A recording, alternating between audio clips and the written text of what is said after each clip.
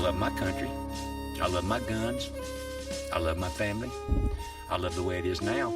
And anybody that tries to change it has to come through me. That should be all of our attitudes. This is America, and a country boy's good enough for me, son.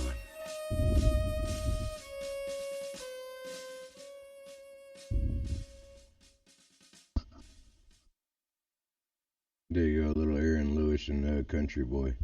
Uh, Back to what I was talking about with illegal immigration. So these women are coming across the border. They're having children. They call them magnet babies. It's a horrible thing. It's they're coming in, they're doing their thing, and we have tons and tons of issues with these people all the time. It's horrible. But now we have people whining and complaining because these kids are put in cages or whatever else. And it's rather funny because the wonderful picture that they go ahead and they talk about is a picture that was posted back in 2014. This picture posted back in 2014 when Obama was in office were of two children that were locked up in a cage. Well, it's rather funny that this is what the left pushed out, and they threw out all this wonderful stuff, and they showed these two kids. Oh no, these kids are being separated from their parents. Blah blah blah blah blah. Well, Clinton went ahead and signed that law into a law. Excuse me. Back when he was in office, that basically said that a child could not be detained more than 20 days in federal custody before that child was to be released into America until that parent was processed. In other words, until that parent had the time to either seek asylum or be sent back to Mexico. Well, these children that ICE could not keep control of, they stayed in America. So we have tons of illegal children that are just sitting here, unaccounted for, collecting off the welfare system because that's just how wonderful America is. They're going to go ahead and take care of these children because now they have no parent. And the left thinks this is all okay. Now I want to read a little thing here from New York Times, liberal-based newspaper, of course. I said so.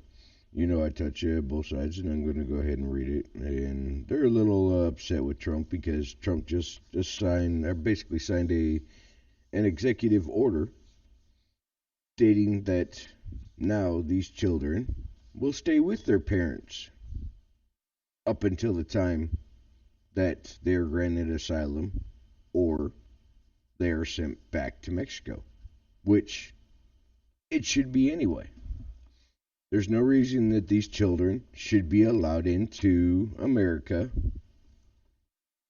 by any means necessary because these children are illegal.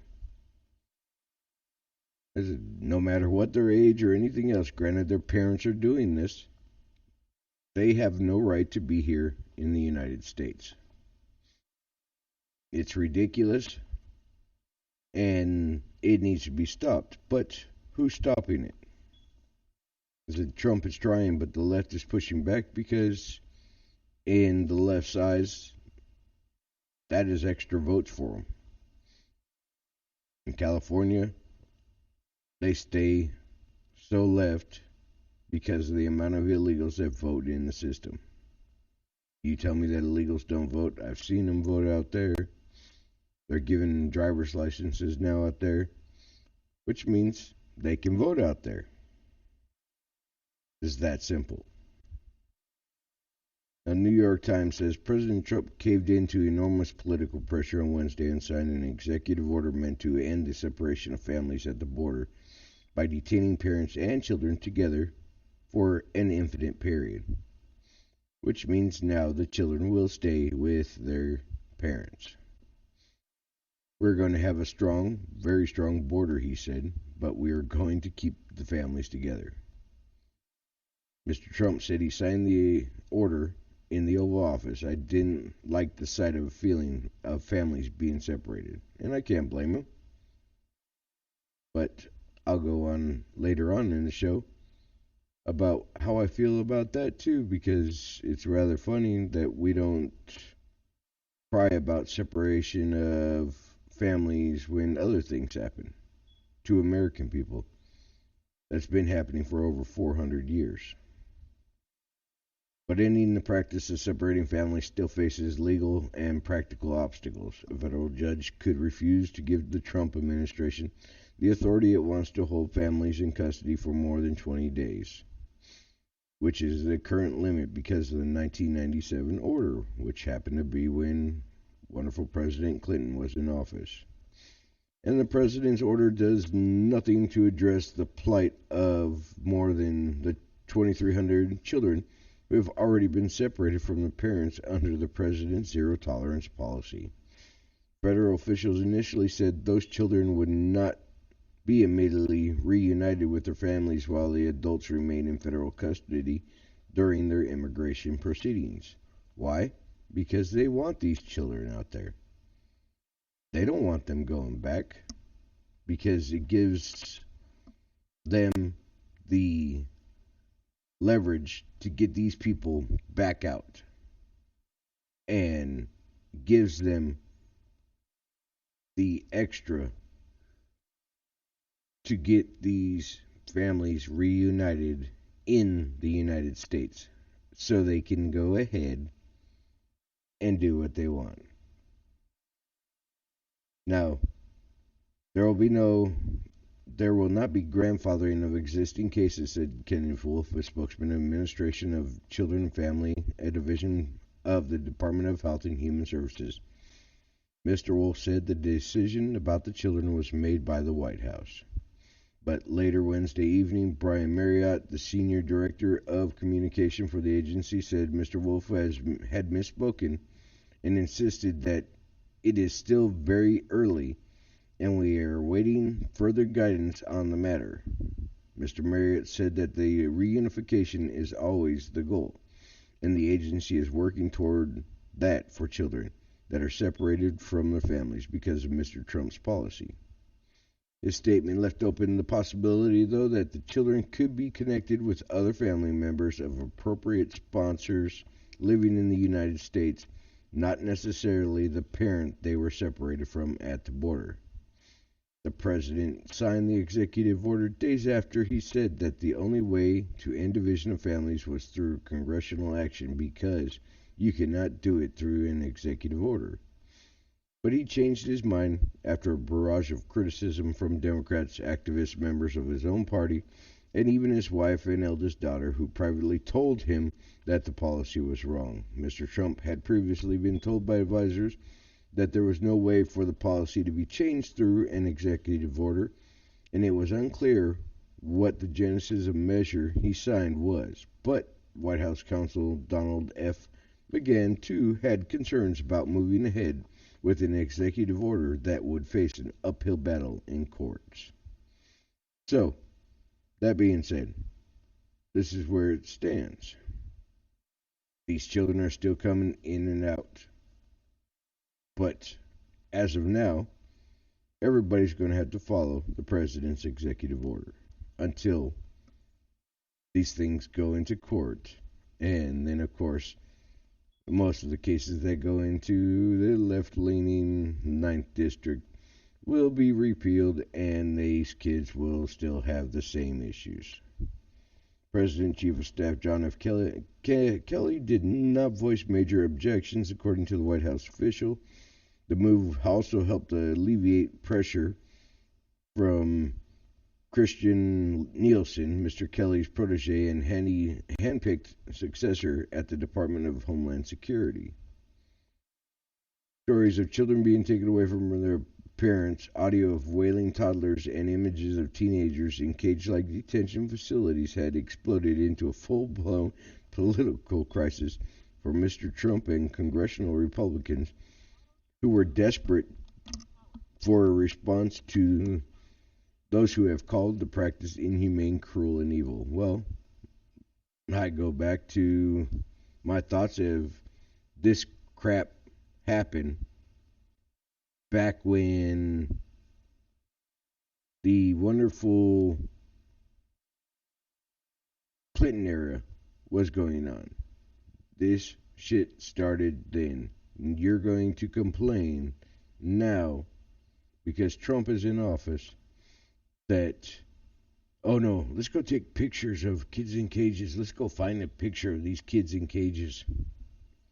Yet you find a picture that happened in 2014.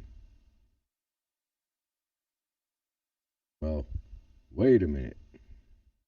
Where are your pictures from now? The president's 4-page order says the officials will continue to criminally prosecute everyone who crosses the border illegally, but will seek to find or build facilities that can hold families, parents, and children together instead of separating them while their legal cases are considered by the courts. But the action raised new questions about the White House officials did not immediately answer. The order does not say where the families would be detained, and it does not say whether children will continue to be separated from their parents while the facilities to hold them were located or built. Officials on the White House conference said that there could not answer those questions. Just as department officials say legal authority and family separation relies on a request that they will make in coming days to Judge Dolly McGee, Federal District Court in Los Angeles, the daughter of immigrants from China, who was appointed by Mr. Barack Obama, President Barack Obama, whatever, said she oversees a 1997 consent decree known as Flores Settlement, which prohibits immigration authorities from keeping children in detention, even if they are with their parents more than 20 days. The 1997 case imposes legal constraints on proper treatment of children in government custody, which stopped Mr. Obama after his administration began detaining families together during a similar flood of illegal immigration several years ago. It's on Judge Gee, said Gene Hamilton, the counselor of Attorney General Jeff Sessions. Are we going to be able to detain alien families together, or are we not?